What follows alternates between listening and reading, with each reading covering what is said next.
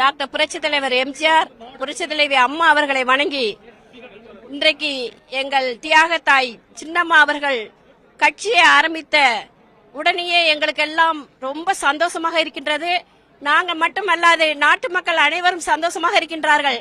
ஏன் என்று சொன்னால் இந்த கொடும்பாவி இந்த திமுக அரசை வீட்டிற்கு ஓட ஓட விரட்ட வேண்டும். ஏன்னா எங்க பார்த்தாலும் பாலியல் வன்கொடுமை, பாலியல் சீண்டல், அம்மா சொன்ன மாதிரி குழந்தைகள் இருந்து முதியவர்கள் பெண்களுக்கு பாதுகாப்பு கிடையாது. இந்த ஆட்சியில போதைப் பொருள், சின்ன குழந்தையெல்லாம் கற்பழிச்சிட்டு இருக்காங்க. இதை எங்க போனாரு இவரு ஸ்டாலின்? எங்க போனாரு?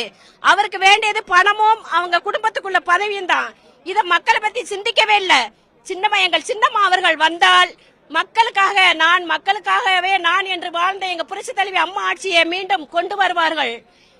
புரட்சி தாய் சின்னம்மா அவர்கள் வெள்ளையனை விரட்டிய வேலுநாச்சியார், வீரமங்கை வேலுநாச்சியார் போல இவங்க எல்லாரையும் கைவகர்களையும் கொடுங்கோல் ஆட்சி செய்பவர்களையும் அடையாளம் கண்டு வீழ்த்தி இவங்களை விரட்டி நல்ல ஆட்சி அமைப்பார்கள் என்று எங்களுக்கு எல்லாரும் நம்பிக்கை இருக்கின்றது. எங்கள் அம்மா அறிவித்த கட்சி அனைத்து இந்திய புரட்சி தலைவர் மக்கள் முன்னேற்ற கழகம். நாங்கள் எல்லாம் ஆனந்தமாக சந்தோஷமாக இருக்கின்றோம். இந்த தருணத்தில் எங்கள் அம்மா அரியணை ஏற வேண்டும் என்று கூறிக்கொண்டு வாய்ப்பளித்து